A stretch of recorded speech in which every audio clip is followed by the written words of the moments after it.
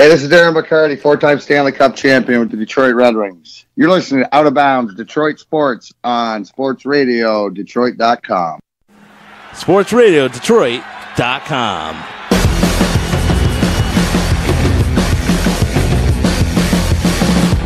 As of today, we have the number 3 podcast in America. No shit. Remind me to ask that Mark Maron how my ass tastes. Very well said. I like Your it a lot. beard is still incredible. It is. It's getting to that level of like majestic almost. I'm excited about it now. I've finally reached that level that I'm proud of it. My beard is so gross right now. It's like I have pubes just glued to my face. When the fuck did you have long black hair? Basically, almost all the specs are long black. You did not. You did have long black. You look like Ringo Starr. I look so stupid. Smells like Cypress Hill concert in here. I think Shakira is incredibly attractive. I think her music's terrible. It's like it's just yodeling. It's yodeling. Le, le, le, le.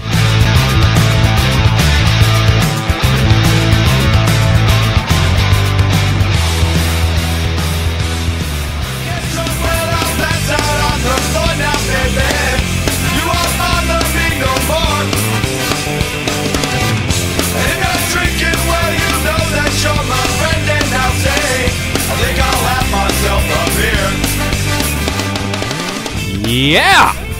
Welcome. Out of Bounds Detroit Sports. David Faze, Mike Tripp, and myself, Dan Griffin, invading your ear hole as always on sportsradiodetroit.com. And I'll say it again, if you're listening on the Out of Bounds Detroit Sports iTunes feed, switch over to the Sports Radio Detroit iTunes feed, Podbean, Stitcher, wherever you listen. Move it on over to Sports Radio Detroit as we look to get rid of our fucking iTunes feed. It's not helping us. It's not doing anything. Give you a couple more weeks. We know how people are slow. Go to Facebook, like the page, do all that good stuff too. Leave us a rating, a review, and go to sportsradiodetroit.com. Check out all the other wonderful content. Still don't have my shirt yet. I mean, I don't have mine either. That'll be coming soon. Next time we see Roger, I'm sure we'll get our shirts. Whenever that happens. You never know when you're going to see Roger. Sometimes you'll see him 3 times in a week, and sometimes you won't see him for 3 months. That's how it works around here. I mean, I always miss him when he's not here. You see Roger more than I see Roger, so that's true. So I'll probably get your shirt. Probably. He likes to come over here and do 2 podcasts at the same fucking time. Where was I going to go? Oh yeah, how's everybody's Mother's Day? Did you guys get your moms bombed? No. My mom doesn't drink, so no. At all? At all. As much as you and your dad and your brothers love beer, she does not touch the booze. No. Did she used to have a problem or something? Like no, she just never liked alcohol. Like if she has anything, it's She smoke weed? Like a wine cooler? She ever have a wine cooler? Yeah, I forget the name. I can't drink spirits if I'm going to be driving. Arbor Mist. There it is. Arbor Mist. Yeah. It's like Twister with booze in it. Yeah, it's kind of like the the sparkling Boone's Farm. I was just gonna say that you feed her some Boone's Farm once in a while, in the back of a Chevy pickup truck. Yeah, no, my mom and dad. That wasn't meant to be sexual. That's just the what? only place you can drink Boone's Farm without being judged for it. That's true. Down south somewhere. No, my parents came over. You want to do this, man? You're drunk. I'm drunk. You're drunk. Everybody's drunk. Yeah, my parents just came over. We hung out, had Mediterranean for dinner. It was very, very casual, very relaxed. Didn't do much of anything. I had to drive all the way the fuck out to K-Pac to my sister's house. She was hosting your mother? Yeah, I stayed there way too late too. Where the fuck is K-Pac? It's like it's up 53. It's like north of Romeo. Oh, okay. Yeah, it's not a short trek. It's pretty far away. So are you talking like way north of 36 Mile then too? Oh yeah, still north of that? It's north of 69, dude. Holy shit! It is. It's not close. So 69. So you north of Imlay City, keep going north past that. Damn. Absolutely. Wow. All right. What took her out there? Yeah. I don't know. That's she wants to crazy. live in the boonies for some reason. Yeah, good for her, I guess. I don't know. I don't care. She has, Whatever. she has a pig instead of a dog. Hey, that's cool. No joke. That's awesome. Is it a mini pig or is it like a full pig? It's a mini pig. Hopefully he's full grown because he's pretty big. You know they fuck you over with that, right? What?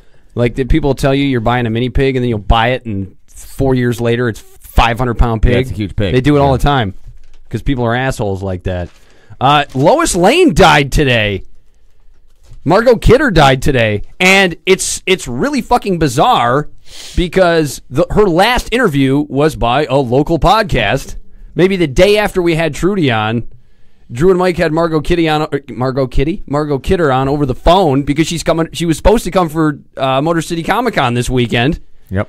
And it was an awesome interview. She sounded like she was a little lubed up, but that's just fucking bizarre. Drew and Mike made TMZ today. Final interview. It was great. She was talking about how she literally fucked everyone. She fucked everyone except Christopher Reeve. Yeah. Very brotherly. Who she also Or called an sisterly of asshole. her. Yeah. Which was ironic, which was kind of Oh, funny she to me, called too. everybody an asshole. She said everybody in Hollywood is an asshole, but you have to hide that you're an asshole in the public eye. Yeah. She was sick. She said she was like sick with the flu or something when they when they were talking to her on the phone. That's really fucking bizarre. I also loved how when it started, she was talking about how she had just been on with a different local podcast or a different local show. She was on WJR. Well, she didn't really actually remember 100%. She got thinks it was WJR. She got blown out by WJR is what happened. But regardless, that's what she was all. She was hesitant to swear initially. Like, I had a foul mouth. Swear all you want. Sly Guy Gordon had blew her out. Drew just like, you can absolutely curse on this show. She fucked everyone, including Richard Pryor and Pierre Trudeau at the same time. I don't know if they were in the same room. Yeah, no, not literally simultaneously. Is that your second dick in the room, Pierre Trudeau? I don't think so. No, not literally. Just at the same time frame, she was fucking them both. Dated Richard Pryor. Oh, honey, I dated everyone. You did? Yeah, there's no one I didn't fuck. Sorry. No, it's fine. That's okay. No.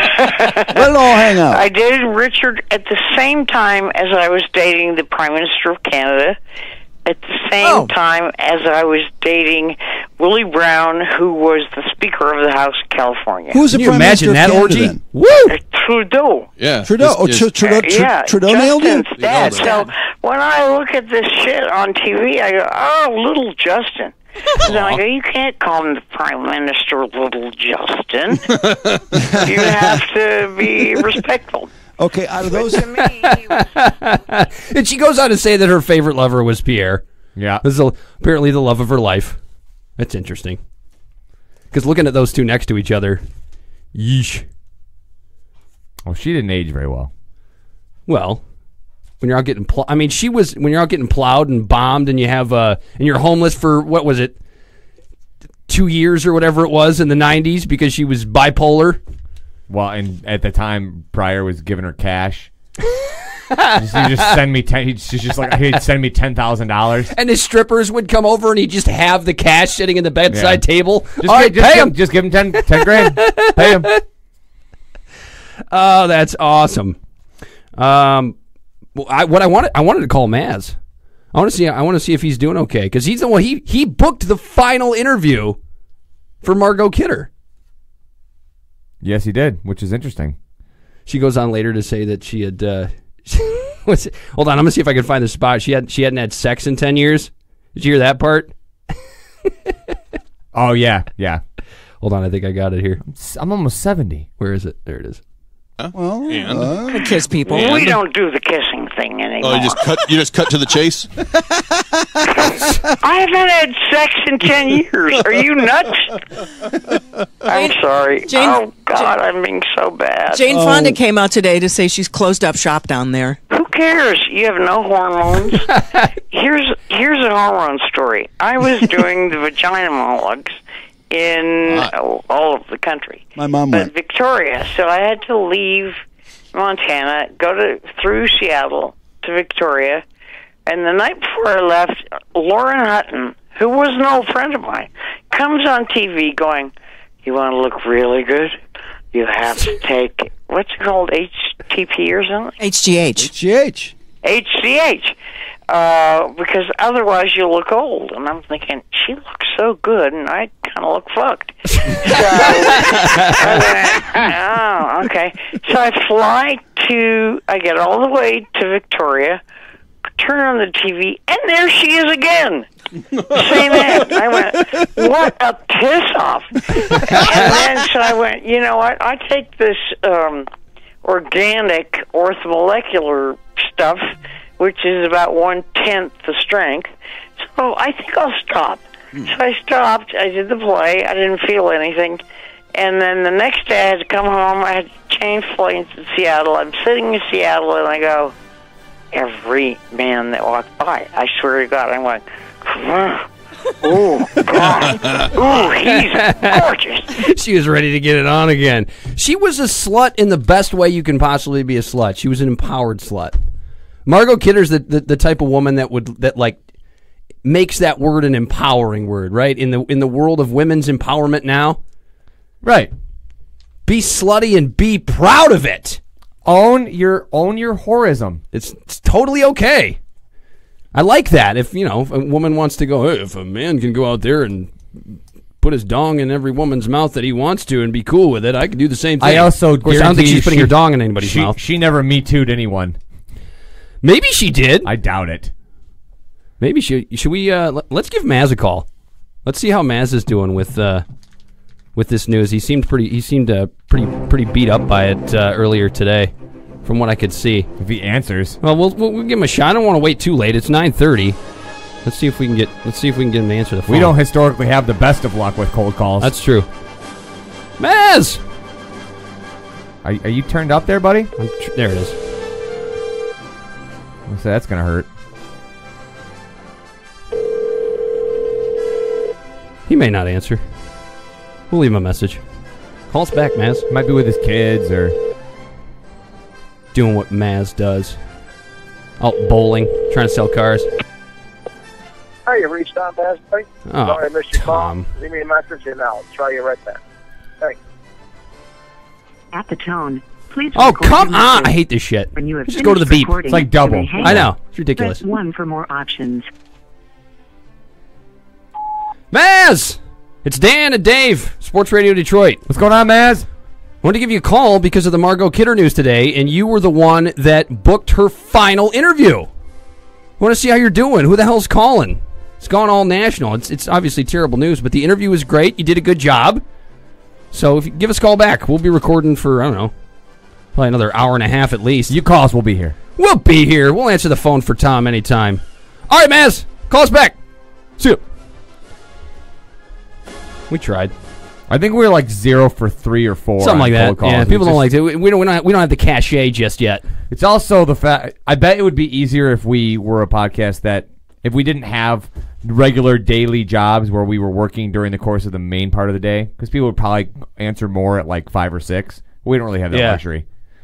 He did say earlier today that they're getting all sorts of calls from national news organizations. Is this what you need to go national? You need to like do an interview with somebody and then have them die the next day? Is that like the only way? God, I hope not. Is that the only way to make this thing work? Because I got to tell you, we're never going to do that. At least we hope not with the people that we talk to. Yeah. I don't like that idea at all. Oh, man. We don't talk to anybody that's old. What did you want to move to next? Did you want to move to this Peter King, Matt Millen piece? We can, because it was just very interesting. I mean, I didn't even know it dropped until you had texted me about it. Yeah, in a lot of ways. I mean, I had heard. Had you heard about his issue already at all? I heard he was ill. You didn't know? Okay, but I didn't know exactly. And I didn't what know it the was. actual name of the condition until reading that article either. I kind of knew the basis of what he was going through, but not what the actual condition was called. He had lost I knew he'd lost like a shitload of weight. Yeah, he lost like 50 pounds. Not doing well, and he looks kind of gaunt for Matt Millen at least. But what I pulled out of the article is how can somebody that's gone through what Matt Millen has, both professionally and now physically to be so sunshine and rainbows. So at peace. It's so Everything weird. is sunshine and rainbows for Matt Millen. Which is amazing. What's the name of the disease? Amyloidosis or I something believe like it's that? somewhere in there. Yeah, it's like a rogue protein that forms in your bone marrow. Yep. And attacks your organs. Attacks your and it can attack different organs, but in his case, and in a lot of cases, it attacks the heart, which is what it's doing to him. the whole fucking time he was like discussing it in football terms. Like, it's late in the fourth quarter. We're down 13. We need a big stop, and we need a big stop. Yep.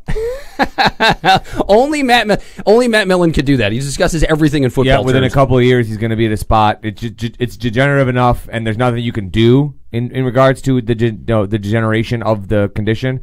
He's going to have a heart transplant at some point. They're not at that point yet where they've put him on the list because he's in dire need of it today, but it's just an inevitability that it's going to wind up there. So we'll see. It's going to be interesting, man. Why does the chemo help? I don't know. Because he's on chemo. Yeah, I don't. That part I don't get.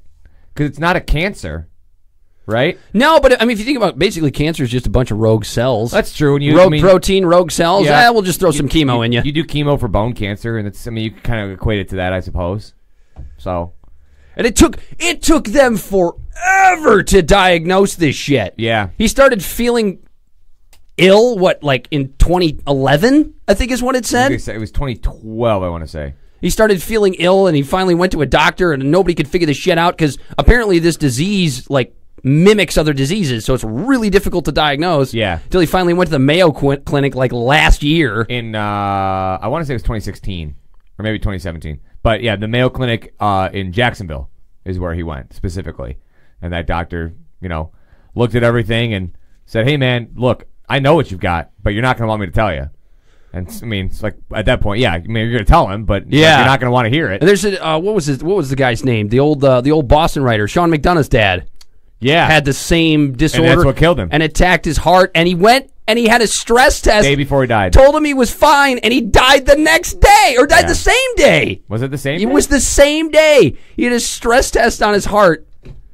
It's gnarly. And was told he was fine. And died that day. This sounds like a very gnarly disease because it's not if you're Matt Millen. Nothing's gnarly. I just love the way he talks. Hey, if I go to sleep tonight and I don't wake up, I'm fine with that. That's cool. I'm good. He's very comfortable and happy with where his life turned out, and because he talks about. He said, "Look, I mean, think about it in terms of an athlete, which obviously he was. How many guys? He said, there's 1,000 great players that I played against or played with at different times that guys play their entire career and are phenomenal players and never get to win a Super Bowl. Mm-hmm. Lots of guys. He said, I was as fortunate as I won 4. He went to 4 different teams and won with every team. It's amazing. 3 different teams, but 4 different cities. True. Oakland and L.A. The only player to ever win 4 Super Bowls all in different cities. Yes. But, yeah, I mean, that's an incredible stroke of luck for a athlete to have that kind of ultimate success. I loved how candid he was because Peter King asked him about the Lions. Here's the thing about Peter King. I don't normally like his shit. No, it's usually hot take theater garbage, but every once in a while he does something like this, and because he can write. He's definitely a good writer. He just often, as you said, writes a lot of fluff piece and 100% hot take theater. His Money QB is like half the time it's just fucking predictions about stupid shit. So, but he had to get into the Lions deal about his time here, and I know that Matt Millen in the past has been pretty candid about his time here, but this is the most that I think that I had ever seen him actually I agree. Really talk about it. And the decisions that were made, and He's so self-deprecating about it in a funny way. Like, he's like, I was in over my head, I was not ready, and I didn't know what the fuck I was doing. How about the Mike Williams thing? Because obviously the string of wide receivers was where we all started to go, what the fuck is this guy doing? Like, he has no clue. And he says, look, the one that kills me, the one that hurts me the most. Oh God, was that stupid? Is Mike Williams? And he said he says he was on the phone with DeMarcus Ware, and somebody else in the boardroom said we should take Mike Williams because if you pair him with Roy, you're going to have a dynamic duo in the red zone that's going to do amazing things. And Matt Millen allowed himself to be swayed and said, oh, okay, yeah, that's cool. Go ahead, take Mike Williams. So, and then his son punched him. Yeah, good for his son. Good for his son. And then the Charles Rogers one, too. I mean, he's completely honest about the fact he never really took into account how bad of a situation it was going to be for all of the negative people that were going to be around Charles. Not the least of which is a lot of the issues he had on his own. But then you have people prying at you for money and stuff too, and it was a bad situation. He looked at it the other way, which was hometown kid, it's gonna be great, everybody's gonna love it, they're gonna latch on, and he says, look, it's easy in retrospect. He said, he said Charles was a little bit of the more of a speedy kind of finesse type of guy, and he said I should have taken Andre. It was between him and Andre. Oh, dude! Side note about Charles Rogers, I knew he had a shitload of kids. First of all, I didn't realize he had 8, and 2 of them before he graduated high school. I didn't know that part. I did dog. Know the 8. What's the matter with you? Go get a vasectomy and then have it not work like Antonio Cromartie. Yeah, it's wonderful. Except Jesus Antonio Cromartie Christ. actually was able to play for more than 2 fucking seconds in the league. Charles Rogers had like 38 catches and 4 touchdowns. Yeah, he played parts of 3 seasons and then he was out. And that opening game, he was awesome. It was him and Anquan. His first game, yeah, going toe to toe with Anquan Bolden. Who, yep, ipso facto, want to play for Detroit. Was a Lion at one point there. And really, Bolden is kind of the type of receiver that Andre Johnson was. The little bigger, stockier, not quite as fleet of foot. Not like he's a slow guy, but more of a physical type of receiver. And clearly, Andre Johnson had himself a nice little career there in Houston. So. Doesn't this kind of stuff, like reading how self... This isn't just because he's sick. Like, let's just pretend for a second that he's not sick. Yeah. Hearing him talk that candidly about his tenure with the Lions, doesn't it, especially now that we're long past, doesn't it make you kind of like him a little bit more? Yeah, when you get past the butthurt after a couple of years, it's becomes a lot easier to look at things objectively. And yeah, absolutely. Look, he makes no bones about the fact that he took on a job that he, in retrospect, shouldn't have taken. And he knows that now, but he didn't know at the time. And I think the interesting thing was... And he was basically the heir apparent to John Madden. What I think was... In the broadcast booth. Yeah, which he probably regrets at this point. But no, the interesting to me about it, though, is even though he understands the faults that he had in that job and how many mistakes he made, he still kind of had the idea that he absolutely wanted to keep going. He wasn't trying to get out of it. He didn't want to walk away from it. And I think there's a lot of pride there for him, even though the job he had done was very subpar. Of course he didn't want to walk away. Well, the one part that I was kind of like, okay, Matt, all right, was the part where he goes, I think we had figured it out, but it was just too late. Dude, you went 0-16. You didn't figure shit out. He said, what was? I think the line was like, by the time we kind of figured out we were in too deep. Or something like that. I would say so. You're the worst season in NFL history. That's like. And even with the Browns going 0-16, that Lions team was 5 times worse. That's like realizing you have ankle weights on once you've already sunk to the bottom of the ocean. You're like, oh, I know the problem now. If I just kick, I can get off the ground. No, but I don't know. I have a different attitude towards Matt Millen now. I mean, I always thought, even afterwards, and even though he was self-deprecating, I always thought he was kind of a schmuck, just kind of a turd, like the way he would talk about stuff and he loved when people would come to his stupid property in Pennsylvania, and how it's like completely clean and kept up really nice, and I don't know. There were things about him that I still didn't like, but I do like how self-deprecating he is about this whole thing. Because in Matt Millen's situation, he could easily, and he did this a little bit, but he could very, very easily pass the blame on to everybody else. He could be one of those people. Oh, I didn't have the right people around me, or this or that. But I don't feel like he's ever done. He's kind of subtly done that, like the whole the Mike Williams thing. How he basically lets somebody else make the decision, but at the same time, he recognizes that it was still his call. Yeah. And then, after that, you still had, 5 more years of Martin Mayhew? Who did Martin Mayhew want to draft? Did he want DeMarcus Ware? I don't know. That we don't know. But I'd be interested to find out. Oh, well, we know he wanted Lincoln Tomlinson. And then he got him back. Yeah. It's his boy, man. Lakin Tomlinson fucked him twice. Dude, the weird thing is he actually played decently well for San Fran last year. Lakin Tomlinson should suck Martin Mayhew's dick. Because he took a chance on him twice. Yeah. Oh, man. But I dug it. If you want to check it out, I mean, I guess we can share it on the social media. We can do that. The Monday Morning Quarterback article. Nobody's going to remember to do that by the time we go to break. We'll see. Which is probably when Tom will call us back. I know he's around his phone. He's always around his phone. Although he did just get back from D.C., so maybe he's asleep. Well, like I said, he's got kids. Does a lot of things with his kids. Maybe they're doing something. You got kids like Prince Fielder? Exactly. I don't care, man. I got kids. Ain't gonna worry about it. Anything else? Is there anything else that I missed about that article? I don't think so. I mean, what the fuck is Charles Rogers doing these days? I think he lives somewhere in Florida, and he's working at like some sort of like an automotive place. That's right, and he's happy about it, isn't he? Yeah, like he's making like $12 an hour, something like that. And I'm sure he's not paying nearly enough child support.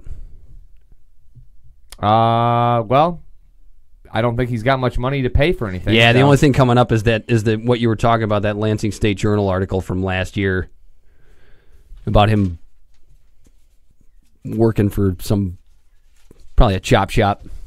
Yep. Oh, man. What else do we have?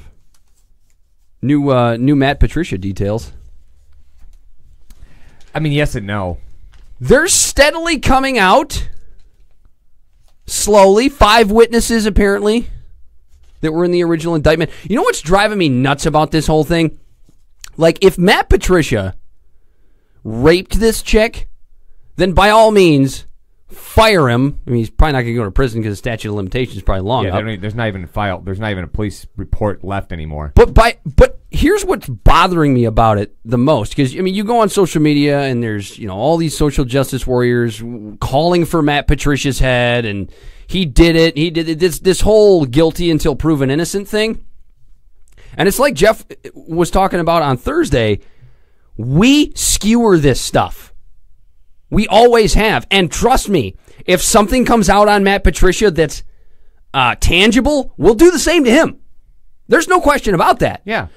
But I don't understand why everybody is in such this big fucking hurry to say that he's guilty with the very few details that we have, knowing that more is going to come out when it's already been 22 years. It's already been 22 years. What is a couple of more weeks or a couple of more months to get this thing right before we start throwing that out there? It's because it's the climate it's the current climate. It's the current sexual climate, Dan. That's it. That's literally the reason. With the whole Me Too movement and everything that's been going on. So is sexual assault actually a guilty until proven innocent crime? Now it is. Because I don't know how you do that, because this is the issue that we always have with these things, especially going back that many years. It's going to be he said, she said. Now, it's different when it's something like Bill Cosby and Harvey Weinstein, because there were multiple accusers. If we start hearing 2 or 3 other chicks coming out and talking about how Matt Patricia sexually assaulted them, well, now we've got something to go on. You know what's interesting is, one of the cases that we've used in multiple occasions on this show to discuss the severity of a rape or sexual assault charge was the Patrick Kane thing, right? And that was a couple of years ago. And I think that all kind of went by the wayside. Everything kind of came clean. It sounds like there was no wrongdoing there. It turns out Patrick Kane's an asshole, but he didn't do it. Yeah. Can you imagine if that happened right now? That same exact thing? Oh, God. He's done. Oh, he's God. toast. Yeah. Because the climate is so different now that there's no, that he's guilty immediately in that case. And some of these people, they come out and they talk about how 97% of accusations are accurate. Okay. I mean, I guess I could buy that number's accurate, but do we really know that that's true? I mean, where do you dig up that statistic? Because Patrick Kane's one of them. Another one you could talk about is Duke Lacrosse. Yeah. Like, let's stop pretending like it's just that cut and dry all the time. Sometimes it is. With Larry Nassar, it was cut and dry. With Bill Cosby, Harvey Weinstein, it can be that cut and dry when you have that many accusers. Of course. With Matt Patricia, it's one accuser 22 years ago. Doesn't mean that he didn't do it. And I want to make sure people understand that's not what I'm saying. I'm not sitting here saying that for sure Matt Patricia didn't do anything wrong, but we don't fucking know yet. No. These supposed 5 witnesses haven't spoken to anybody yet. The woman hasn't spoken to anybody yet. And it's like we said on Thursday, the ball is in her court. You know, maybe she's completely put this behind her and that's it and we're done and she doesn't want to deal with it. And if that's the case, you can't really do anything to Matt Patricia. No. But in the court of public opinion, dude, it doesn't even matter. As soon as that surfaced, as soon as the Detroit News put that story out there, he was already fucked in the court of public opinion. Already fucked. It doesn't matter what anybody says next. The woman could come out tomorrow and say, yeah, I made a mistake and, he really didn't do anything wrong. She could, even if that happens, there are still going to be people that are going to think that Matt Patricia sexually assaulted her. Because people don't care. They want to climb on their high horse. They want to climb on this social justice warrior bandwagon. And people like you and I are more objective about it.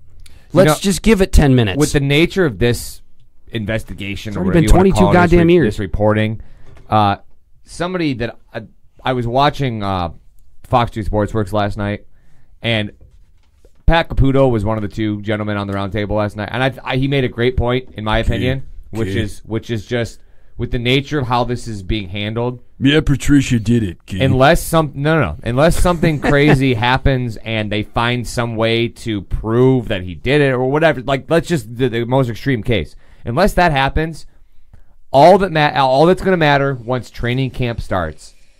If Matt Patricia wins, nobody's going to talk about it. Nobody's going to remember to talk about it. It's going to go away. Yeah, the fact and if he loses, if he doesn't do well, he might have to face the music. The fact that it came up during the off season, gives people something to talk about, and that's really what it boils down to. And again, I'm going to say it again. I'm not saying Matt Patricia didn't do anything wrong that night. That's not what I'm saying. But I don't know enough to know what actually. I think something happened. Yeah. Whether or not it was rape or sexual assault, I don't know. But I'm sure something happened. It was spring break in a hotel. Something happened. Well, and I mean that's where assault charges get fishy. Not fishy, but can have a gray area because, as much as, especially in the current climate, people want to immediately vilify the guy, and in a lot of cases, I get it. I totally understand it, and in most of those, you're probably right. But at the same time, there are cases where there's no legitimate wrongdoing. Maybe a guy is slightly more forceful than the girl was looking for, but not that he's absolutely 100% forcing himself on her. And the girl is okay with it. And all of a sudden, as soon as she decides in her mind that she doesn't want it anymore, unless it's vocalized, she can still come out and say, "Well, I didn't want that." And the guy's going to say, "Well, what the fuck are you talking about? You didn't say anything." You know what I mean? So. That's such a shitty gray area. It is, dude. and that's what I'm saying. And I don't. It sucks for everybody involved because it sucks that she's uncomfortable. Yeah, and I don't want it to sound like I'm making her out to be a villain in that moment. That's not at all what I'm saying. I'm just saying it is a weird. Look, when somebody forces themselves on somebody else, that's very cut and dry. Can't debate anything about that. Or somebody drugs somebody or takes advantage of a young woman who's wasted and passed out. Yeah, if you pull the Cosby, there's not really much you can do about that. Jesus Christ! It's now an action. Pull the Cosby. Sure it is. But yeah, I tend, because of the nature of this, I tend to agree with you that probably something happened that night. But what? I have no idea. No fucking idea.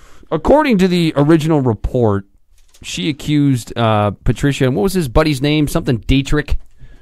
Yeah, Greg, I think. Yeah, I believe. They had barged into her hotel room and basically took turns assaulting her. Now, if that's what happened, fire Matt Patricia right now.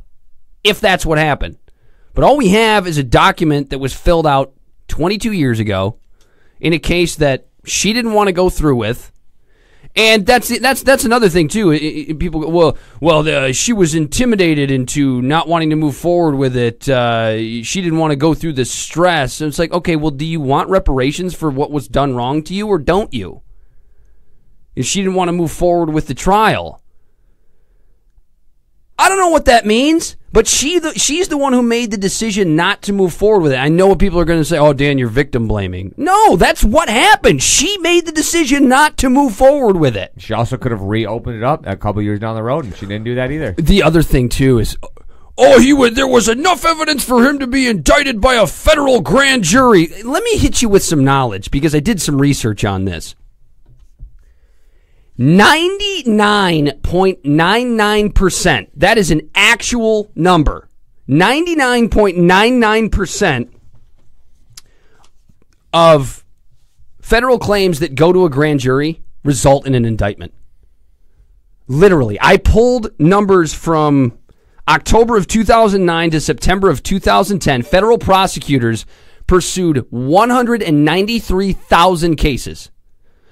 From October of 2009 to September of 2010. 193,000.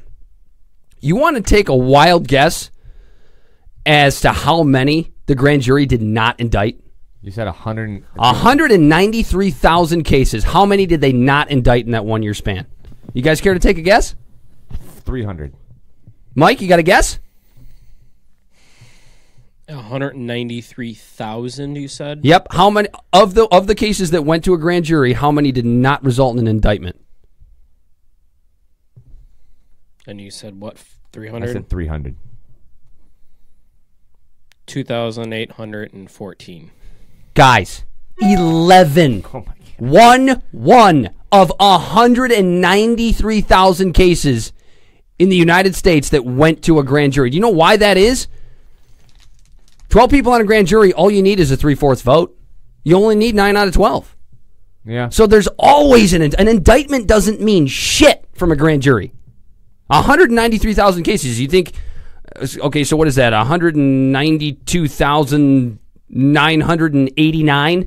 You think all of them resulted in a fucking conviction? I'm sure not. Get out of here. That means nothing to me that he was indicted by a grand jury. Makes no difference to me whatsoever. It's because of those numbers. And I got those numbers from the Washington Post, if you want to go look it up yourself. So get that fucking argument out of here. They had enough to indict. That doesn't mean shit. Doesn't mean anything to me. I wasn't buying that as part of the argument. I know. It's just so fucked up because I know people are going to, well, you're defending Matt Patricia and his actions. No, I just don't know what happened. And I just like to find out first. And if something comes out that proves that he had some wrongdoing, or there are more accusers, we're going to do the same shit to Matt Patricia that we did to Larry Nassar, that we did to Baylor, that we did to Penn State, that we've done to all of these other ones. I find it very unlikely, in my opinion, that there's going to be more accusers that come out in regards to Matt Patricia. It just doesn't fit. Now, if he's been pulling off the greatest facade ever, that fine. Then we'll learn that. Then he's just a sociopath. Yeah, but doesn't really seem that way from all indications we've gotten, especially when he worked for 14 years for the Patriots without any incident of any kind that anybody's aware of. Oh, that's the other thing, too. And people go, how could the Lions not know? Okay. That part's pissing me off, too. For one thing, an indictment without a conviction does not show up on a criminal background check. Correct. The Lions did their due diligence. But why don't we talk about every other employer he's worked for? Where this just skated right by. The one he was working for right immediately after didn't know about it. Like within the span of like 6 months. They didn't know about it. And that's such a minor part of the story. Why didn't the Lions do their due diligence? Why didn't the Lions... How could they possibly not know about this? Is that the story, or is the story the fact that Matt Patricia may have sexually assaulted a young woman in college? I think the latter is probably the one you're going for. Yeah. I also want to say on a slightly different note, this point's been made a couple of times, and I 100% agree with it. When you talk about the lack of diving into the history to try to find anything and everything, which again, this is not me saying that I don't think the Lions did what they were supposed to do. I think when it comes to the process of hiring personnel, the Lions did what they are supposed to do, right? And this got missed because it's like you said, it's not going to come up in your basic check. You could have to be looking for it. You'd have to almost have an inkling that there was something that you're looking for. I do think a point that's been made that I 100% agree with. I think this type of a situation and the fact that this didn't come up because you have to kind of dive deeper should speak to the fact that the athletes coming into the NFL should not have to have their lives turned 100% upside down to find every little pin. Like, oh, he got caught smoking weed one time in 10th grade. You know what I mean? Like, yeah. It's just, I mean, that's the other thing too. That's kind of crazy because people have brought that up. Oh, it's such a high-profile position. How could the Lions not know? How could they not do their due diligence? They do this all the time for college athletes. They go all the way back to elementary school. And my thought on that is, okay, but these college athletes are all. Hey, it's Tom. Look at that. Why is it ringing I don't know, twice? It's ringing 18 times. Why is it ringing twice? Tommy! Hey, fellas. What's going on, buddy? What's up, Maz? I just left the dealership. Last guy out again. What the hell are you working so late for? Did you sell 3 of them? Nah, not 3, but I did get 1 over the curb, thankfully. There you go. There you go. Good for you, Tommy. We got the dealership is packed with the Channel 955 people, the Mojo in the Morning people. Oh, yeah? They're there on the big. We got a big contest, Make Out with the Mustang. We happy to have 300 people in the dealership with their lips pressed against the Mustang this morning. They're down to like 45 people left. They got another 2 days to get through to win the car. Well, shit. Do they get to go home and sleep at night? No. That's crazy. No. I didn't realize every hour they get 10 minutes break. Every hour, that's it. I didn't realize this was a commercial for Zott Ford, Tom. I don't think I need a car that bad. I don't think I could ever need a car that bad. Tom, we were just talking about Margot Kidder's passing today, and we wanted. God bless her. Oh. I know, and we wanted to call you because you were the one, if I remember correctly, that set up her final interview. I did. And you know what? The boys always bust my balls. They didn't want to talk to her. You're kidding. No. So I'm like, they're like, what is she coming for? I'm like, well, it's Superman's 40th anniversary. And so I set her up for one day, and like an hour before the show, I got a call, hey, Margot's not going to make it. So I had to tell them, and then, of course, they're laughing at me again. CMAS books these people that don't show up. So couple days later, hey, Margot's available. Last minute. So I called up, but the guys were doing the show already. So I texted Mark and Drew. Mark wrote me back. I'm like, hey, I got Margot Kidder in 10 minutes. You want her? And he's busting my balls. No way. She's not going to call in, blah, blah, blah. Well, they took her, and he wrote me back and said, man, she was great. Drew wrote me back and said, what a great interview. And they didn't know. They thought something was up with her. They kind of thought maybe she was drunk or... It sounded like it. Might have been on medication or something. The poor girl supposedly had the flu. I thought it was a great interview. I loved how candid she was about all the dudes she's banged. I know. Everybody but hey, Christopher they made Reeve. it on TMZ today, for crying out loud. That's what I heard. I was going to ask you, who the hell is calling? You guys got to be getting national calls. I know. You know what? They caught wind of it, and they saw that we were the last ones out there. So I guess they put 2 and 2 together and asked us. It's like the second or third time that TMC's done something with us. Interesting. We were. That means you guys know who to book. I guess so. We lucked out. Let's face it. We lucked out. Matt, minutes before she was on with us, she was on with WJR, and my buddy Mike Parsons is on the board over there, and she's cursing like a sailor on WJR. They had to cut her. That's so perfect. So she fit on our show perfectly. You know what? Good for Margot being Margot. God bless her. God bless her. Mike Parsons actually does a show on our network, Tom. That's my boy. I love Mike. Parsons and Slow. That's right. One of our top downloads. They'll be happy that I just plugged it for the first time. He's got to be a top revenue earner there, no doubt. Oh yeah, we're all raking in the dough over here, Tom. Oh yeah, he's right up there. I know it. And we were also talking is this the way that you go national? Do you have to have a great interview with somebody and then have them die the next day? Is that like what we should be going for? I guess you got to do it. You got to look out and see who the hell you think's on the ropes. You fuck them, and then you just got to open them up. We're just going to call you, Tom, because there's nobody. No, apparently, there's nobody you can't get. But there's nobody you can't get. Stay alive. Oh no, we didn't mean it that way. Oh God, this is going to be Tom Mazawey's final interview on Out of Bounds Detroit Sports. Good Lord. Thanks, guys. Now, hey, I'll do whatever I can for you guys. You know that. We know. We're always afraid to call you for favors because we don't want to lose the connection. No, I'm always there for you guys. You know that. Oh, we know that. Anything else you have? Any interesting tidbits about the interview and the booking? I wish I could take more credit for it. I did get her. Yeah, it was great. Drew and Mark had a good time. Trudy, they were debating who actually got the last words in. We think it was Trudy who got the last words in to Margot Kidder. Of course it was Trudy. Of course, your girl Trudy. That's right. She got the last goodbye. Maybe we should call Trudy next. That's it. Yeah. see how she's feeling. How are you feeling about it, Tom? I know you're a big superhero guy, Margot Kidder fan. Are you okay? You know what? She was good, man. Back in the day, she was a hot lady, man. And you can check out Mr. Skin if you doubt me.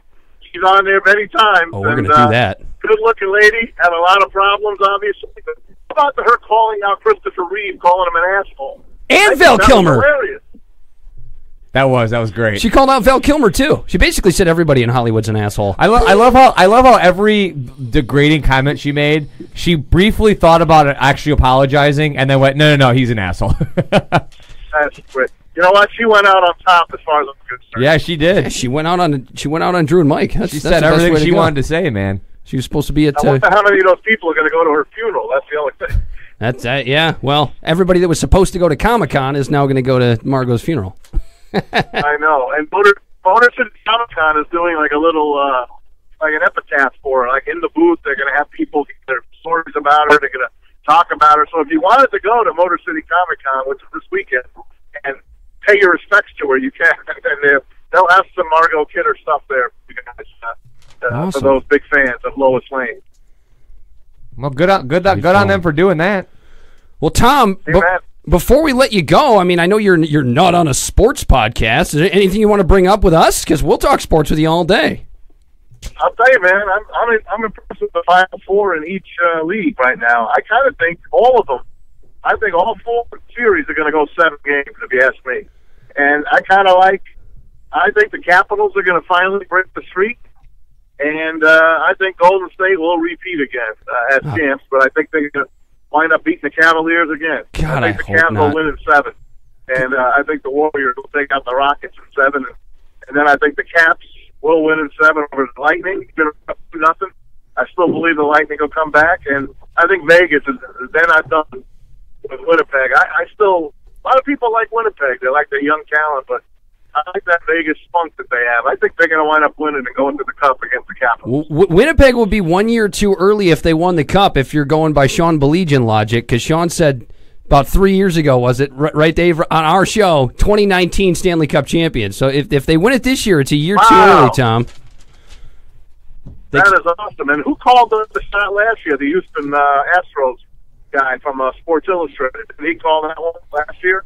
Yeah, that was like a 2015 issue. Yeah, it said your 2018 World Series champ. There's always going to be somebody out there making that call. Like for right now, let's go. All right, Detroit Lions 2022 Super Bowl champions. Yeah, I'm all for it, man. You know that. Can I say that right now? The story that hurts me a little bit. You know, we all didn't like the guy, and we probably still have harsh feelings to him, is Matt Millen. And he's going through these days. We talked about that story already as well. It's almost like Maz was listening to the show. We were just talking about that Peter King article. It's the same thing we said too. It kind of gives you a different viewpoint of the guy. Oh God, yeah. You know what? You always knew he was a good guy, and you know what? I really thought he was going to be the savior here. I really believed he was. I was one of those guys that said, "Oh, we're in now." I even backed Mike Williams.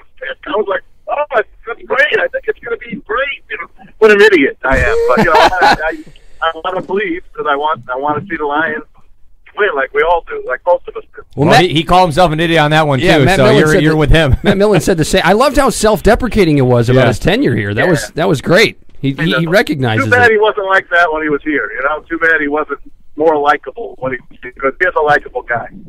Yeah. Too bad he didn't speak up at that moment and say, you know what? I think a pass rusher would probably be a good idea. He was on the phone with DeMarcus Ware. I know. Doesn't that make your stomach turn? Yeah, a little bit. Well, but he also did say. Not as much as Aaron Donald though to me with Eric Ebron, and you know what?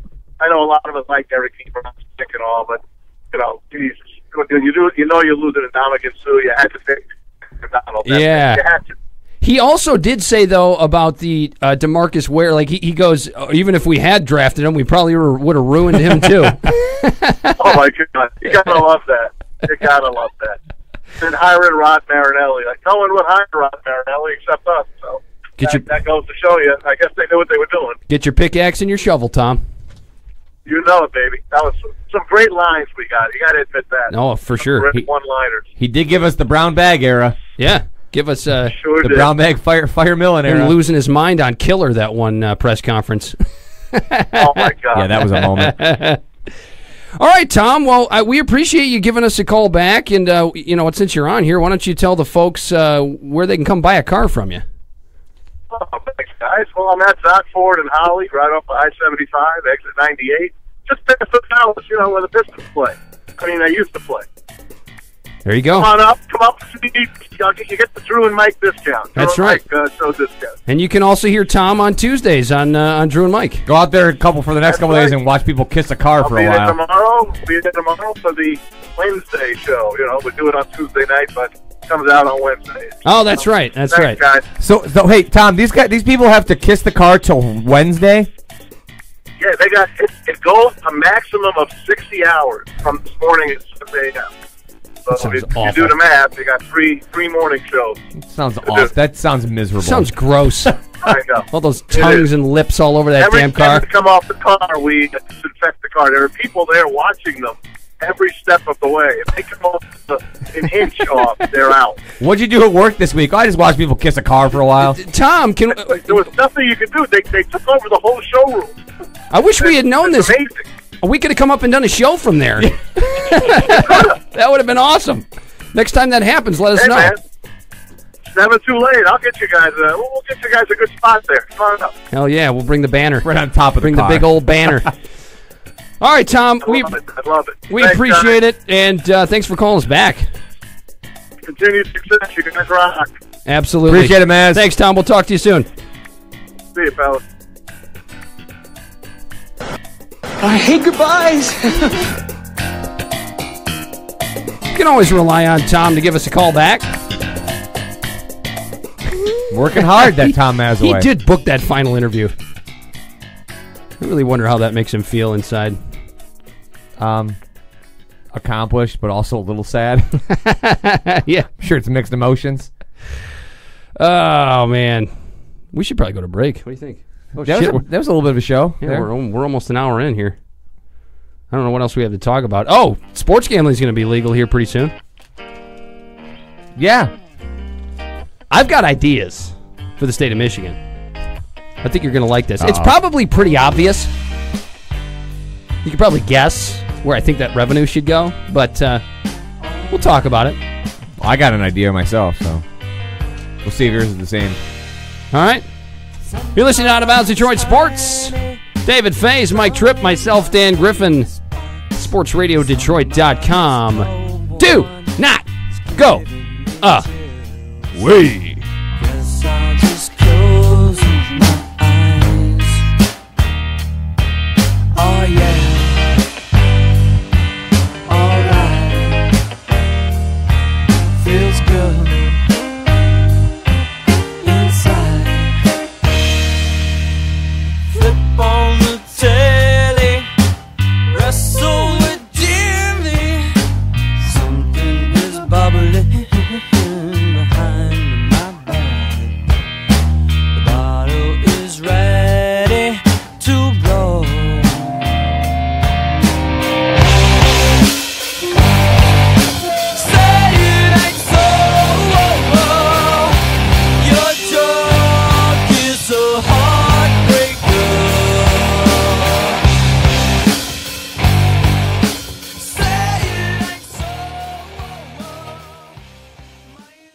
This is Dave Burkett from the Detroit Free Press, and you're listening to Out of Bounds Detroit Sports.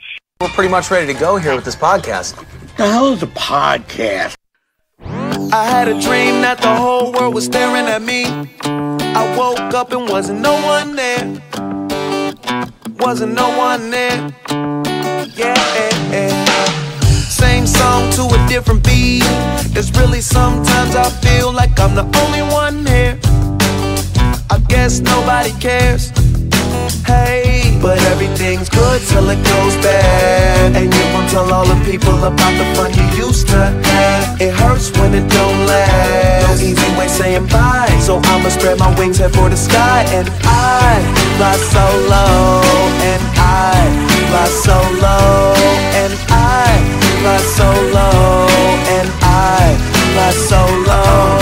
And I am tired of being tired and dealing with your BS, all the while supplying the money for your request. Without me, you're a dime. Yeah! Welcome back! Out of Bounds Detroit Sports. David Faze, Mike Tripp, and myself, Dan Griffin, invading your ear hole as always on sportsradiodetroit.com. Please leave us a rating. Leave us a review. Wherever the hell you're listening. We keep asking until people finally start to do it. We don't ask for much. Do we ask for much? We don't even beg for donations like we probably should. You can get yourself an SRD T-shirt as well. We're not above it. Just we're not above begging. Tweet at Sports Radio Detroit. $20. Get yourself a T-shirt. I mean, we've been trying to get me a chair for 4 years, so it's never gonna happen. I know, Dave. I mean, you could always go get your own chair. He's above that. He can't go get himself his own chair. Yeah, because I got to go out and pick one and buy it, and that's too much work. Not to mention, you are way, way too far above that. Well, actually, I made the comment that I got to go get it, but really, I mean, everything's online these days.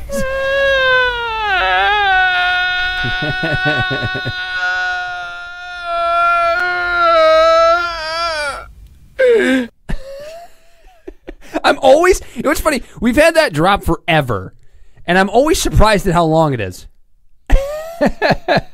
Every single time. But isn't it even longer when in the movie? I feel like that. No, that's it. Scene. I feel like that little moan goes on longer than it should. How long is this? I have no idea. Who cares? It doesn't matter. I'm always surprised how long it is. That's been Dave's number one complaint about that drop is it's too fucking long. What we were talking about during the break was Ohtani, because you pulled up a statistic. Fucking insane. I mean, if you're a baseball nerd, you're gonna love this. What the? How do you pronounce his first name again? You know what? Shohei. I'm going with Shohei. Shohei Ohtani. Jeff would probably know. He's on his fantasy team. Yeah, I'm sure he would. Maybe Jeff's still listening and will tell us, but probably not. No, he can't be. What am I talking about? We're not on Facebook Live. I'm a dum-dum. It's fine. Because we're going with Shohei, that's what I'm saying. Shohei Ohtani. These are his stats so far in his early career with 2 outs and runners in scoring position. He's had 8 plate appearances with that situation.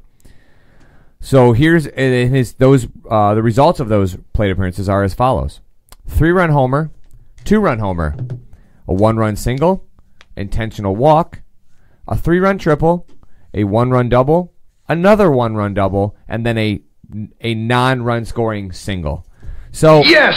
In case you couldn't figure out those numbers, this is what it breaks down to: 7 for 7 with 2 doubles, a triple, 2 home runs, 11 RBI, a base on ball, which comes out to a 1,000 batting average and a 1,000 on base percentage in that time. And a 2.4 OPS.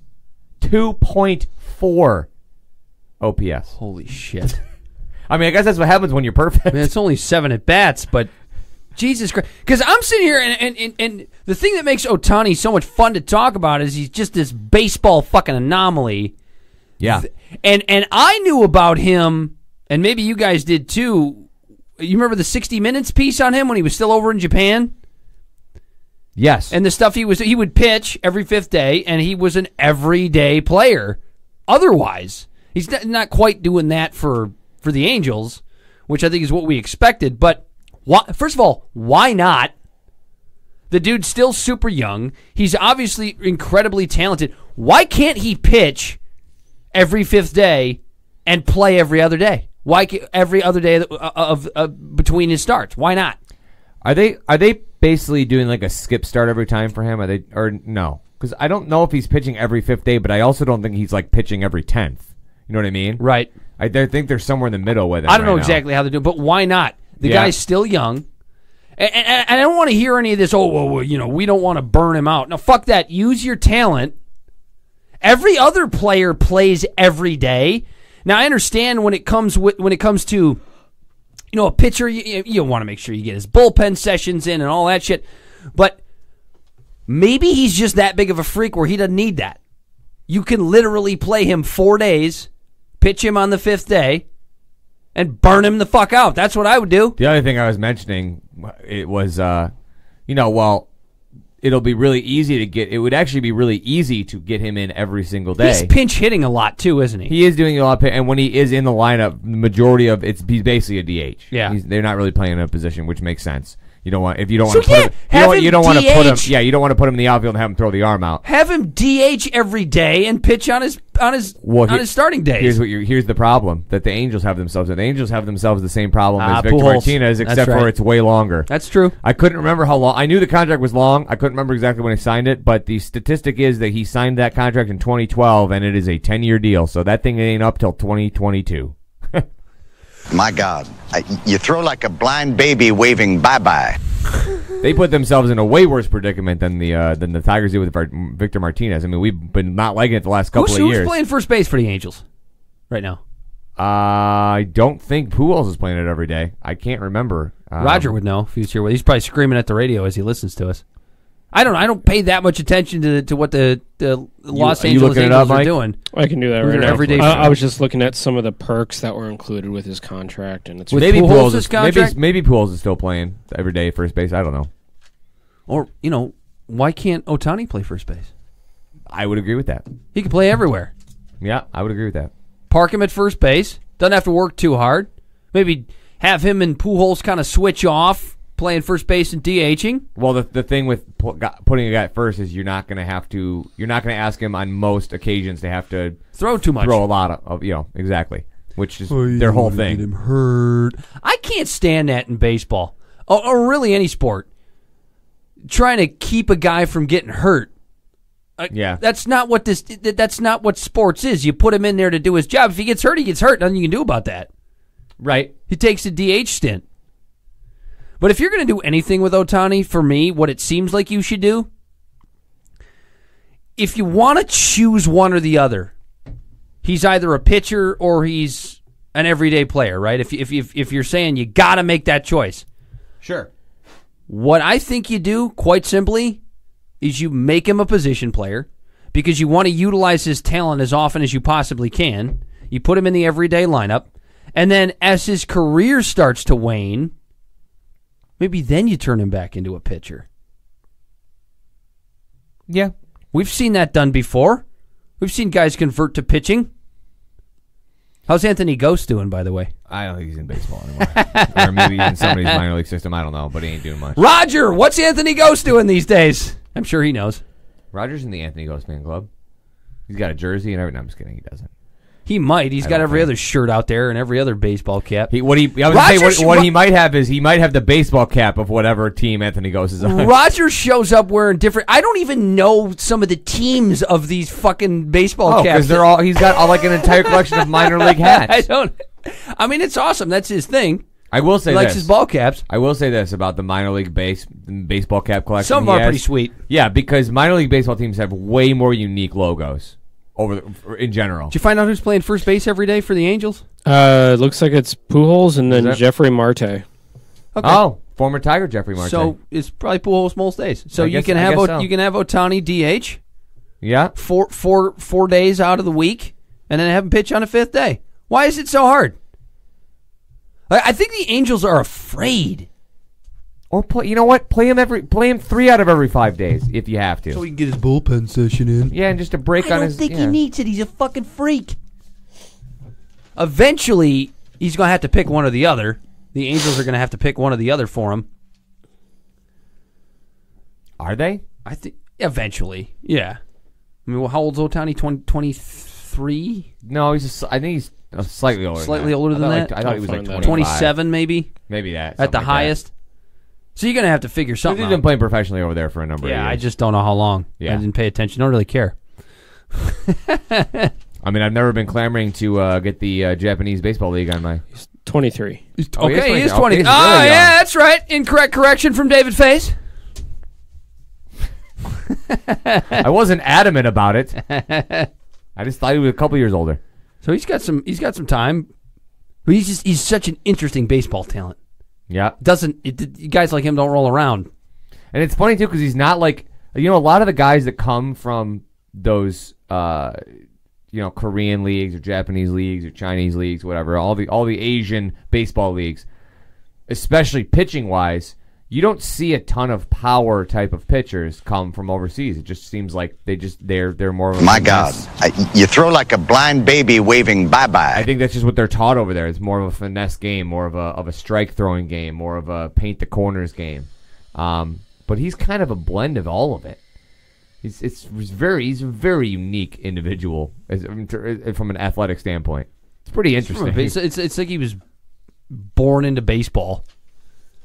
Yeah. Almost like Babe Ruth was. Gets adopted by a major league team when he's 15 or 16 years old or whatever it was. Ohtani's pretty... here's some hot take theater for you. Is Ohtani the new Babe Ruth? 248. I saw an interesting question. Probably the closest thing to it. Yeah, I would think so. I don't know if he's going to reach those kind of heights, but that's yet to be seen. But doesn't smoke enough cigars or drink enough booze or fuck enough broads. He's not. Well, he might be fucking enough broads. I don't know. He's not fat enough. No, but I saw an interesting question earlier on Twitter, and I do not remember who posted it. But it was simply if you were starting a franchise, and this is why I bring this up because it did not include Ohtani. There was two guys in the question. If you were starting a franchise, which guy would you choose to build around? It was Bryce Harper or Mike Trout.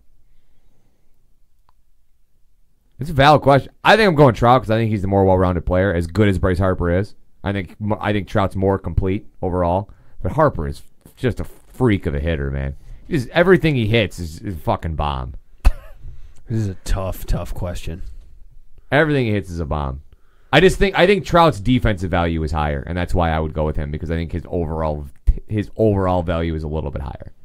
But it's not like starting with Harper is a bad choice. Oh yeah, like you can go wrong with either of them, or something like that. They're both amazing. But I'm starting it with Ohtani then. In this case, what we've seen so far, small sample size. It's only May. It's only mid-May. Well, the scariest part is the Angels have two of those three guys. How are they not dominating everyone? They need some more help. I mean, they've got a good freaking baseball team. They got a good manager. They got Upton. They've got Kinsler there. I mean, obviously Kinsler's on his last legs a little bit, but you still got Pujols, not the defender he used to be, and not the hitter he quite used to be, but he's still a decent hitter. It's not like he's fallen completely off the wagon there. And then you got Ohtani, and you got Trout, and Trout's an absolute freak of nature. He's one of the best players we've ever seen. So one thing you didn't mention a whole lot of though, the pitching. Pitching. Yeah, they are lacking, especially bullpen wise, which seems to be the Achilles heel for a lot of teams that are borderline great. That's oftentimes the big differentiation between the great teams and the okay to decent teams is, do they have a bullpen? Nope. Well, they ain't gonna go anywhere then. You know what could make them better? Who's that? Nico Goodrum. Can he pitch? Yeah, if he can pitch. I can't. I have a theory that Nico Goodrum is going to be the new Don Kelly, Brandon Inge for your Detroit Tigers. I don't think he's going to be that guy that people fall in love with for no reason, even though he's not that good. I don't think so. Just because he's got a goofy name. You know hit 2 home runs tonight, right? Is that what I saw? He already can't be though. Why? Because he's not white, Dan. Why do you think those guys were attached to? Because everyone's going, well, they shouldn't be able to play like that. Are you saying Tiger fans are racist? No, I'm the opposite. I'm saying that they're latching onto the white guy because they shouldn't be very good. Nico Goodrum's already more athletically gifted in their eyes. So it's not a huge shock that he's okay, that he's a decent player. It's like a Rush Limbaugh. You got to go out and get the black athlete. That's what makes you a great team. You got to get the. Was it Rush that said that? I think it was Rush back in the day. It'd be more likely to be like Mikey Matuk or Jimmy the Greek, the black athlete. Well, because Matuk kind of became a little bit of a fan favorite at the end of last year. Kind of a gritty guy, had a nice end of the season, but Mikey Matuk looks like he doesn't read well. I don't know where I came up with that. I just look at him like I don't think he did well in school. I'm not really even sure what that means. Some about his face. I don't know. I don't know what it is about. Some about his face. Like he always looks confused. Like he was that kid that needed extra help in school. Like he's a kid that like when the teacher is looking around the classroom deciding who she's going to call on to read a segment out of the book, she just looks around. She's like, "Well, it can't be him." And then just goes right by. Today, Junior. No, you know how like when you're in first grade, they separated the smart kids, the regular kids, and the dumb kids into 3 reading groups. I think your school was a little tough. You didn't have that? No, I think they did a little bit. In the first grade, you were in group 1 for reading, you were in group 2, or you were in group 3. The group 1 was the kids that were way ahead of the curve. Group 2 was normal, and group 3 was the supposed dumb kids. I think Mikey Matuk was in group 3. I don't know why I think that. He just looks like he was confused a lot in school. I just get that vibe from looking at his face. All right. Is that unfair? I don't know. It doesn't matter. He's a professional baseball player. I mean, I just say that they like the white guys because they think they can't play. So I don't really think what your comment is going to be. It's going to be any worse than that. But such a bad one. Actual audio from Mikey Matuk. Honestly, though, this is not a joke question. I'm genuinely trying to think of one. Think back in the lore of the Tigers and the guys of that nature, the Inges and the Kellys, because obviously those are the 2 first names. Can you think of a guy that has been kind of like the fan favorite that people latch onto that wasn't white? No. You mean the fan favorite they couldn't play that well? Because there's been a few of those. Like, well, yes. Dimitri Young was a fan favorite, but he could hit. Yeah. For a little while. Because I'm trying to think. Yeah, I mean, you go back and then you think, okay, well, who was another fan favorite? Well, Joe Zamayo. That's because he was really good at the time. It's so when it comes to the guys that for whatever reason people seem to latch onto is like just this unheralded, superstar in their brains. They're all white guys. Well, maybe Mikey Matuk. Maybe Nico Goodrum will break the race barrier. Perhaps. Maybe he will shatter that race barrier. I think he's going to have to fight Jacoby Jones for it, though. Well, either way, one of those guys can be that fan favorite that breaks that race barrier. Jacoby's white. Guys that can't play. That's true, but I always... Somehow he's still going to break that race barrier. I don't know how he's going to do it. He's going to show up in blackface. Maybe Jeimer Candelario, but I think he's actually a good player. So I don't really think he fits the bill. Here we go! It's on! Race war! Race war! Race war! Race war's on, everybody! There was an odd tone of racism to the conversation. No, Nico Goodrum's going to break that race barrier for baseball players that can't play that end up being the fan favorite for Detroit Tigers fans. It's funny, too, because, I mean, like, he's not a guy that, like, 1,000% came out of nowhere. I mean, he was unknown to Tigers fans before this year, obviously, because he wasn't in the organization before this year. But, I mean, he was a second-round pick by the Twins. It's not like he's been this guy that came out of nowhere to be picked in the 30th round and made his way here. You know what I mean? He clearly was drafted highly because there was talent shown. But, I don't know. I mean, it's not like he's not going to be a superstar, but, I mean, he's a guy that can play in your roster. Look, if I'm picking a utility player, I'd probably take Andrew Romine back over him because Andrew Romine could do a lot more things, in my opinion. He couldn't hit quite as much with quite as much power, but I'll take the versatile guy over the guy that's going to hit you a couple of bombs here and there. I mean, Goodrum's had a nice last couple of days, but you're going to get 3 home runs in the last 2 days, and then you might not get another home run for a month. You know what I mean? It's just... We'll see what happens. Would you gamble on... He's gonna be getting a lot more playing time, though, because everybody's freaking out, so... would you? God damn it! What the fuck's going on? Oh, there we go. My computer is fucking up again. Would you gamble on Nico Goodrum being the new fan favorite? See how I was trying to segue there? Segue. I might. Sports gambling. I'm still going with Jacoby Jones, though. Sports gambling is no longer federally illegal. I don't know that it ever was. I don't remember how it was working out, but for whatever reason, we couldn't gamble on sports nationally. I think there was like some sort of federal sanctions on it of some nature. And they were lifted today. Yes. From what I understand. I didn't read enough up on it. I just know that it's now legal on a federal level to gamble on sports.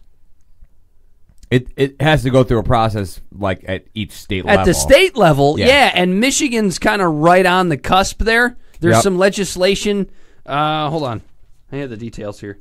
There's some legislation for sports betting, fantasy sports, and also internet gambling that are going through right now. And I don't know how any of it wouldn't pass. You know why? Because it's fucking revenue for the state, which brings me to my idea of what you do with that revenue. How about roads? Would that be fun? Yeah.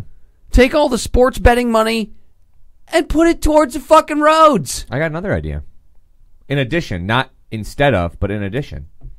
If the betting goes as well as I think it could around here. How about maybe helping Flint get real water? I'm just saying. Well, that would count because it would go towards infrastructure, right? So yes. So it's kind of all-encompassing there. Infrastructure is the perfect word. Do it that way. Yep. And then you get the pot legalized. You got pot for potholes. You got sports betting revenue. We got it all mapped out, man. Going towards infrastructure. It's almost like we should just run for state senate is what we should do. Together. Can you have two guys run the same district? I don't know how this shit works. Representatives are districts. That's my mistake. It seems pretty simple, but I think it's going to be an incredible success here. This is a town that's got 4 major sports, 2 major universities. There's no reason it shouldn't be an incredible success. In fact, if I had a few $100,000 to throw at something, I would literally build a bar somewhere that's a sports book. By the way, with 1 million fucking TVs, come into my bar, drink beer, order food, and gamble on sports. Isn't it ironic how just right after the horse racing stuff in Michigan started to basically just die? Well, one track is closed and gone away, and now Northville Downs, I'm not sure exactly what's going on. They're talking about it being redeveloped or whatever, and I don't know. But now gambling is going to be... Sports gambling. Sports gambling is going to be legal? Yes. You don't think people are going to want to go to the track? The irony. Hey, maybe Hazel Park will reopen. I don't know. Don't sell off the property yet, whoever owns Hazel Park Raceway. Probably the city of Hazel Park. Yeah, I don't know. About the only thing they do own. Who's going to buy that shit? I don't know of anybody that's got a problem with this. Why would you? Unless you're a person with a gambling problem and you're worried about spending all your money. Maybe it's against your religion, maybe? So, I don't know. Just don't go gamble. Yeah, it doesn't seem like that difficult of a thing to figure out. No, people are talking about it. It's a vice. People have gambling problems. You know what? There's also alcoholics. There's also people who smoke cigarettes. Neither of those things are going away. You have to have self-control. Get help for it. Are there going to be people that form gambling habits from this? Yeah, I'm probably going to be one of them. My question with this, are they going to have booths now over at some of the stadiums where you can place bets at? I doubt that. Not at least not right away. I know, but I do believe it's part of all the professional sports rules that there's no gambling to take place on the property where the game is being played. Right. So that'll probably never happen, and that's fine. I'm fine with that. Because you know why? If internet gambling is illegal, you can sit in the stadium on the Wi-Fi and gamble from there if you want. Bet on the games. So that's fine. But no, I don't think there's ever going to be gambling at the actual stadiums. which is probably for the best. Because then you have another Pete Rose problem. You have Miguel Cabrera in a dugout on the phone. Give me 3 dimes on the Reds. No, it'll be fun. I think it'll be awesome. That'll be me Saturday nights, trying to go make some money on some games. Bet on the NBA playoffs. I always get those games right. Game by game, not necessarily series by series. But it's kind of easy to tell, especially based on game 1, who's going to win the rest of those games. In order. Well, right now, game depending 1, on who's playing. Game 1's over. Oh, it is over? It's officially over. All right. It says that there's still 1 minute 10 on mine. But Warriors are up 116-102. Yeah, they won. All right. Would you not be shocked? Now, I know we had Maz on before the break, and he thinks that series going 7. I didn't have the heart to tell him, you going to be shocked if the Warriors sweep that series? Or have maybe the proverbial 5-game sweep? Yeah, I wouldn't use the word shocked. I'd be a little surprised if they sweep it. But, yeah, no, I wouldn't be shocked. I could see the 5-game sweep. The 5-game sweep. Watch. Houston will win next game, then it's going to go Golden State, and then a game 5 back in Houston. Or is it 2-3-2 or is it 2-2-1-1-1? It's 2-2-1-1-1. Yeah, right. 2-3-2 is only in the finals. Yeah, okay. Which is dumb. God, is that dumb. Yeah, that's stupid. I've always hated that shit. And they're also the only ones that do it. Baseball did it for a while.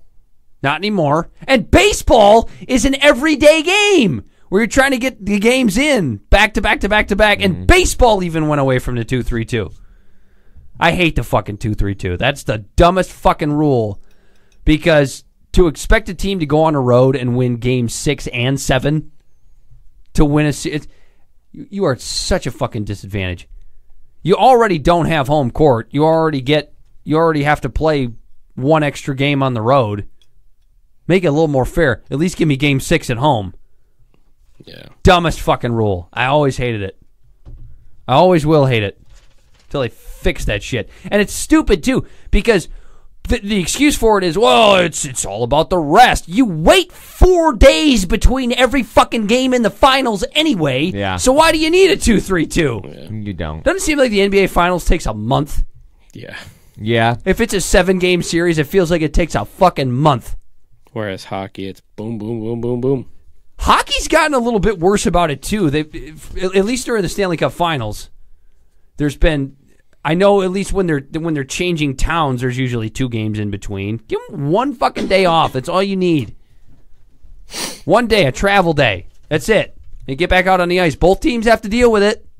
Mm-hmm. Both teams have to travel. It's not like it's giving one side the advantage over the other as far as travel is concerned. Well, it's that way with any sport. I've never understood the travel disadvantage argument.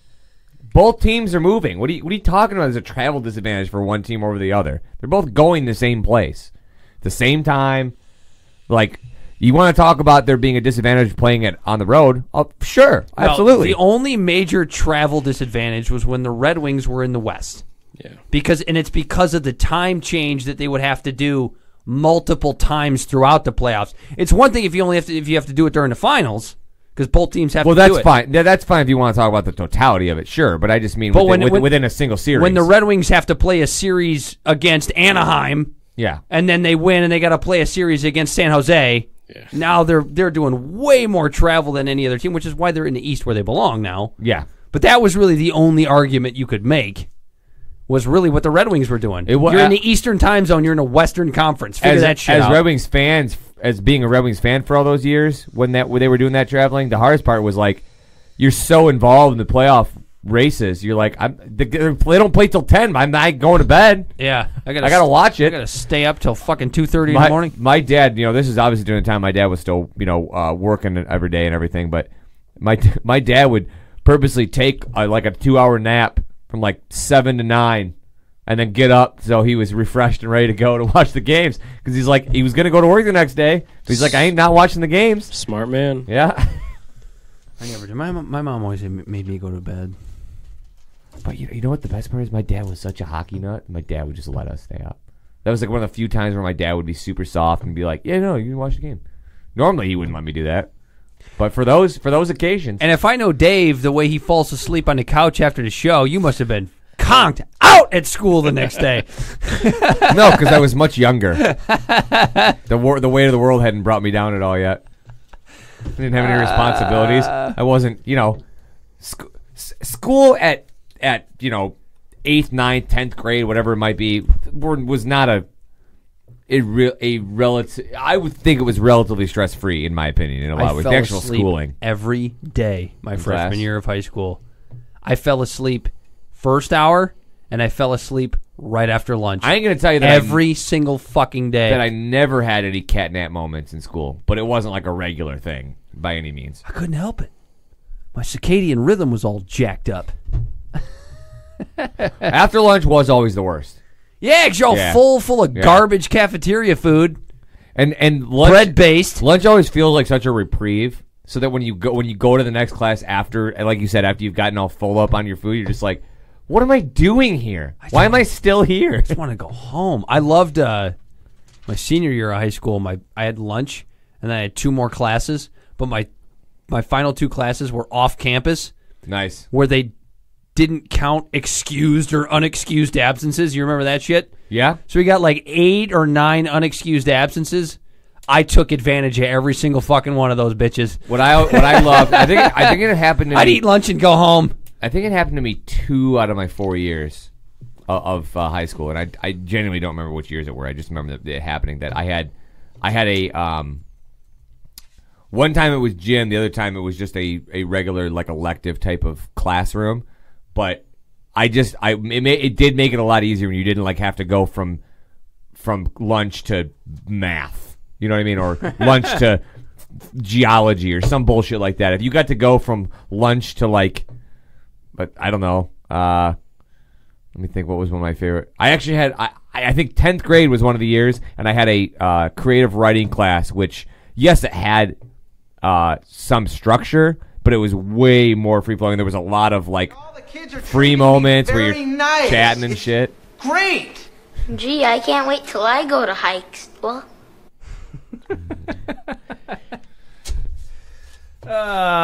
Great film. Shit, do we have anything left? Oh, God, yeah, we did have one thing left. That picture you sent me a couple weeks ago. Jesus Christ, what happened? I don't know how this like hasn't been a thing already. Why does Alanis Morissette look like my 4th grade teacher, Mrs. Prisbolo? That's what she looks like right now. And it really is freaking me out. She really looks like she should be starring in the remake of Dazed and Confused. For sure. She's got the chain coming off of her glasses. Yeah, but then she's got like 70s specs. Or like late 60s. They're like a little shaded. They're like total hippie glasses. What is she doing? She looks What is she doing? She looks terrible. It's my first crush ever. And I'm just like, oh, God. Well, I already thought it was weird because I had noticed her Twitter profile, or like avatar, was her with like super long blonde hair. And I was already like, well, that's strange. She's not a blonde. That's just didn't look right. And then I saw a new picture. She posted a photo. And I look at her, oh, God, what did she do? She looks like a 4th grade teacher. Yeah, all she needs is one of those like long dresses all the way down to her ankles that's covered in flowers. You know what I'm talking about? The teacher dress. By the way, she has one of those names that was just long enough that there's no way. Those kids would totally be just calling her Mrs. M. There's no way they'd be saying the whole name. You're probably right. Mrs. M.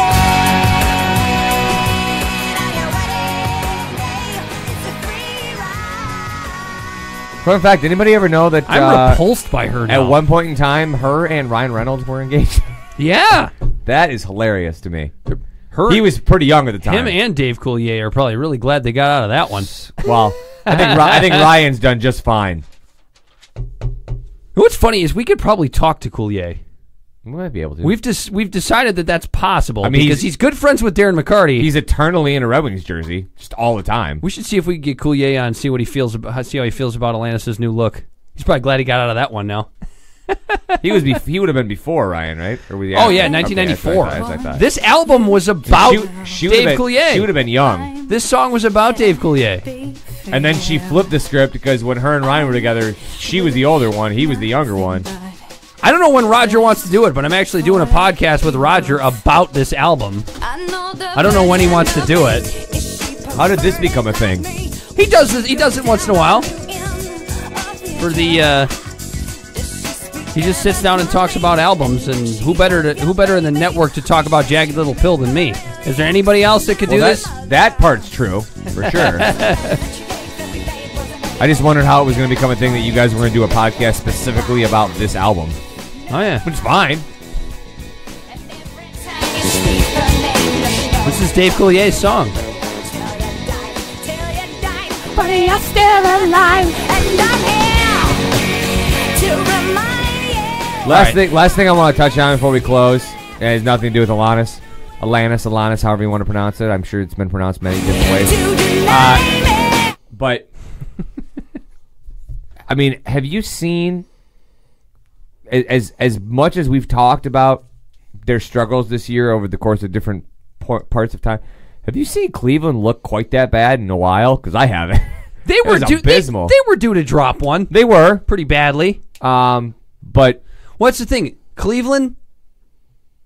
It's all they are literally more than they ever have before. Living on LeBron. More than Miami ever did. They go as LeBron goes. LeBron has an off night, they're going to get smoked. That's the problem with that team. I mean, LeBron had to have at least one off game at some point, right? With how insane he's been.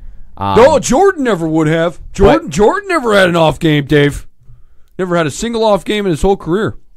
LeBron literally has nobody to pick him up if he's off. Well, he did assemble the team. Let's be fair.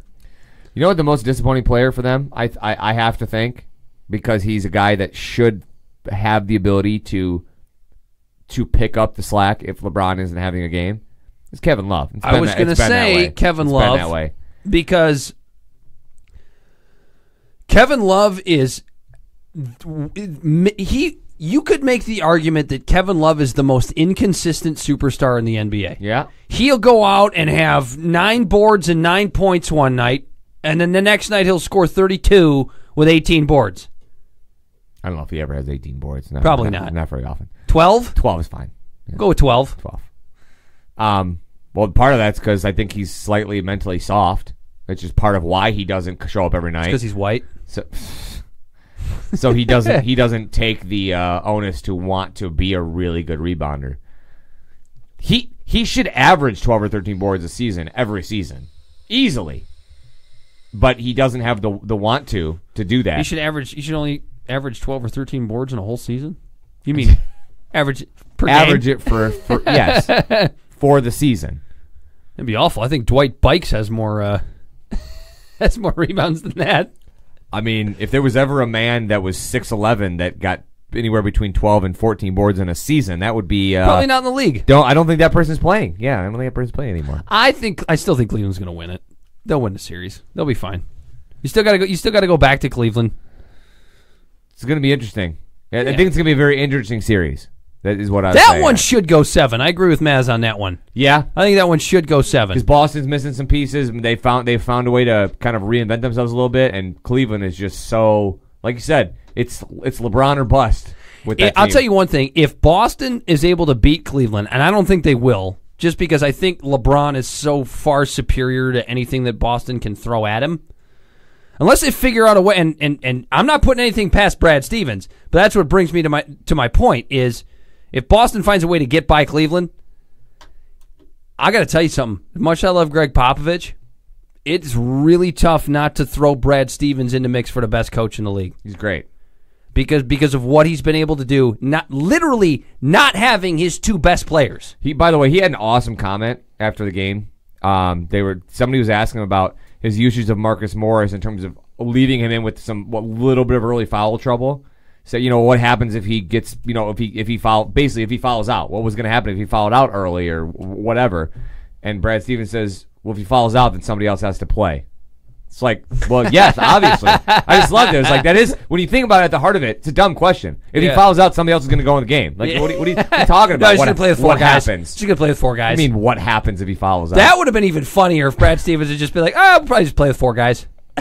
That's how I probably would have answered the question. Did you see, by the way, that video that's been cycling basically all day today of the post-game press conference with LeBron, where he was asked by a female reporter what happened in this stretch of the fourth quarter? literally, it's like, she says like, oh, seems like they scored 7 buckets in a row, pretty easy, blah blah blah. But she was asking about a specific strategy. Said what happened, and he literally just verbatim said exactly the plays that happened, who scored the points, like just absolute photographic memory, like he just knows everything more than everybody else without any notes in front of him, and then gets done explaining it.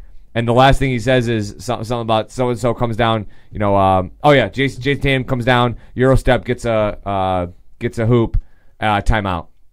And that's how and then he just looks at everybody and just goes, there you go. That photographic memory for the game is probably to LeBron's advantage. But I don't think, honestly, he's one of those guys, I don't think he'll make a very good coach. LeBron? I don't know that he would. That doesn't seem like the kind of thing that he would want to do. Who knows? But he just seems like one of those superstars. And we've talked about this before. How superstar players, like the greatest players, don't make very good coaches more often than not because they're such perfectionists and they want things a certain way and they just don't make very good coaches. I think we've said that about Peyton Manning. Well, I don't love Peyton Manning as a coach. I LeBron's don't think already Peyton wants to coach. LeBron's already been coaching for 5 years. He's more of a GM. He's not a very good coach. We'll see. I'll be interested to see what LeBron wants to do when he's done. Like staying in the game some way, shape, or form. I don't know if he's going to want to do front office. I mean, trust me, analyst, man. He'd be an awesome analyst, and it's an easy job for one of those guys to do. He'll be the NBA version of A-Rod. As much as we hated A-Rod as a player, he is an awesome analyst. Yeah, he's really good. I have no issue with A-Rod in the pre and post game. All right, we've got to terminate this podcast. Another thanks to Tom Mazawey for talking Margot Kidder with us. We can just call him anytime. By the way, do you know why A-Rod's good? Because he says real things. Yeah. He doesn't just say garbage analyst speak. And he knows baseball. Yes. He says real information that I actually go, that's really interesting. Instead of going, yeah? Which is what I normally do. All right, please go to sportsradiodetroit.com. Check out all the other fantastic content. Please follow us on Twitter at @OB_sports and follow Sports Radio Detroit at Sports Radio DET. Like the Facebook pages. Leave us reviews. And don't look at what Alanis Morissette looks like now. You won't be very happy. Just leave it. David Faze, Mike Tripp, myself, Dan Griffin, Out of Bounds Detroit Sports, sportsradiodetroit.com, and we are out of here. That's not lip service. You've already won me over in spite of me. And don't be alarmed if I fall head over feet. And don't be surprised if I love you for all that you are.